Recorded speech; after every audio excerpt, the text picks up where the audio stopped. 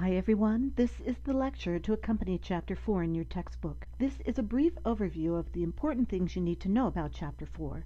You'll need to also complete any Chapter 4 MindTap assignments. Okay, let's talk about developing your purpose and topic. Every public speech has a general purpose: to inform, to persuade, or to entertain. When you're giving an informative speech, your general purpose is to describe, explain, or demonstrate your topic in a way that helps the audience gain knowledge about it that they didn't have before the speech began. When you speak to persuade, you might also be informing them about the topic, but you go beyond that and seek to reinforce a belief or behavior they already have, modify it somehow, or even change their belief or behavior related to this topic. And while we don't give speeches to entertain in this class, which are speeches like comedy sets, roasts, after-dinner speeches, things like that, I would hope that the speeches you give in this class would be interesting and possibly entertaining enough for the audience to want to listen to. Plus, it's very likely that sometime in your life you're going to be called upon to give this kind of speech, maybe give a toast at your best friend's wedding. So it's good to understand that kind of speech. But we will, of course, be focusing on informative and persuasive speeches in this class. You may already be thinking about the topic for your informative speech, but if you haven't quite nailed it down yet, you can always try the technique of brainstorming.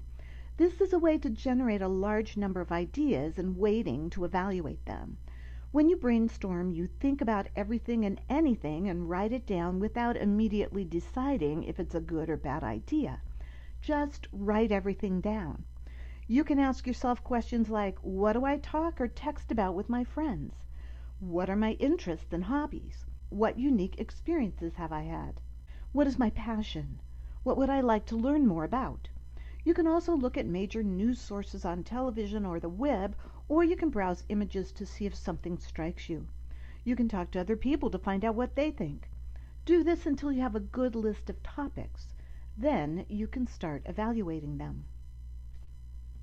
As you look at each topic, ask yourself these questions. Does this topic fit in with my own interests or knowledge? Does this seem like something my audience might be interested in? Could I find enough good information about this topic when I research? Can I address this topic within the time requirements of the speech, or can I narrow it down to some aspect of the topic that does fit the time parameters? And is this topic appropriate for a speech in a public speaking class, or whatever setting and occasion you'll be using it for? You might have a good topic, but you realize it's simply too broad and you can't discuss everything about it in the 4 to 7 minutes you're given for your informative speech. Narrow it down to some aspect of that topic that you can discuss. Here's an example. You decide to do a speech about bicycles because you really like to bike and you know something about them. But the topic of bicycles is too broad and vague. You need to decide exactly what about bicycles you can discuss. Then you start to think about the different categories of bikes. They mostly fall into 3 categories: racing bikes, mountain bikes, and hybrid bikes. You decide you can talk about the differences between these 3 kinds of bikes and what they are used for. Once you've decided on your topic, you need to develop a specific purpose. This tells what you want to accomplish with your speech as it relates to the audience, what you want them to know, think, or do, depending on the purpose. Basically, it's a combination of the general purpose, your topic, and the audience. A specific purpose is always written as an infinitive phrase starting with the word to, as in to inform my audience or to persuade my audience, followed by your topic. Here are a couple of specific purposes for informative speeches. To inform my audience about the life of George Washington. To teach my audience about the different types of bicycles. To demonstrate to my audience how to create a Pinterest board. You can use words other than inform, like teach or demonstrate, because they all relate to the purpose of informative speeches. Here are some specific purposes for persuasive speeches. To persuade my audience to donate to the Shade Tree Domestic Violence Shelter. To convince my audience that video games do not cause violent behavior in adolescents. Now, you might be wondering why you have to do this, and you do have to do this. It's because the specific purpose will help keep you on track as you're putting together your speech. You've basically focused on what the purpose of the speech is, which will make it easier to organize everything later. Next, you need a thesis. Your thesis sentence is different from the specific purpose, so don't confuse those two things.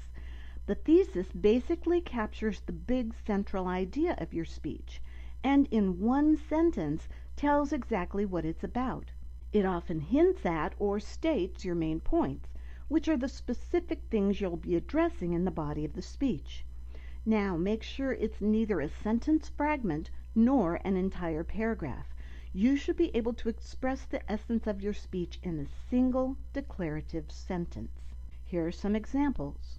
For an informative speech, George Washington's life as a surveyor, soldier, and statesman combined to make him one of our most beloved founding fathers. This goes into more detail than the specific purpose and points to the three things the speaker is going to discuss about George Washington's life as a surveyor, as a soldier, and as a statesman. For the persuasive speech, because the Shade Tree Shelter is a lifeline for victims of domestic violence and depends almost entirely on community support, you should consider donating to them.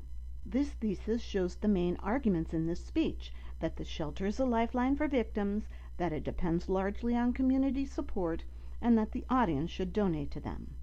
As you can see, each of these thesis sentences capture the essence of the speech. That's what yours should do too. Now, I have to say that coming up with a good specific purpose statement is usually not that difficult. Thesis sentences, on the other hand, don't necessarily just roll out of your brain quite so easily. Sometimes you need to do some research and think about your topic a while before they come to you. Don't be afraid to edit your thesis statement as you do more organization. Now that you've got a topic, a specific purpose statement, and possibly a thesis, you've got the beginnings of a working outline. A working outline is really just a guide to keep you on track as you start organizing, researching, and putting together the speech. Some people do this on their computers, others handwrite everything out. It's up to you at this point, whatever you're most comfortable with. The more you think about and research your topic, the clearer your specific purpose will be. The more you'll be able to look at your ideas, group them together consistently, and figure out what your main ideas, also known as main points, are going to be. And the easier it's going to be to come up with a clear and effective thesis. The book discusses 3 different types of outlines you need for your speech. What I'm talking about here is the first type, the working outline, which, as I said, is just your first attempts to figure out your topic, specific purpose, thesis, and main points, and possibly even some subpoints, so you can see how the speech is going to be organized and what kinds of things you're going to have to research. What you will be working towards is a formal outline called a complete sentence outline, and that's basically your ideal speech but in outline format. You'll need to type that using Word or a similar program, and you'll need to format it according to the examples I'll be showing you, then save it and submit it to the Dropbox.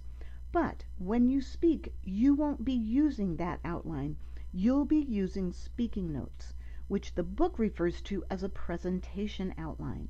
That's a highly edited version of your complete sentence outline, where you use keywords and phrases to remind you of what you need to say. You use this kind of outline during your presentation so that you don't read your speech, and that you're using good eye contact and interacting more effectively with the audience. The presentation outline is usually written out on note cards, used for practice as well as the final presentation, and then turned in to me after your speech. But we're going to discuss how to create those outlines in later chapters. We're still focused right now on the working outline. Okay, so here's an example of a working outline for an informative speech. The topic is George Washington. The specific purpose is to inform the audience about the life of George Washington. Now that's simple enough, but now I need to figure out what exactly about the life of George Washington am I going to cover. I mean, he did lots of things, and I don't have time to discuss them all.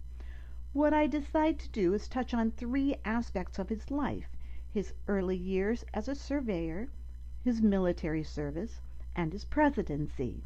Obviously, in under 7 minutes, I won't be able to go into a great deal of detail, but I can certainly hit some highlights and give the audience information they probably didn't know about him.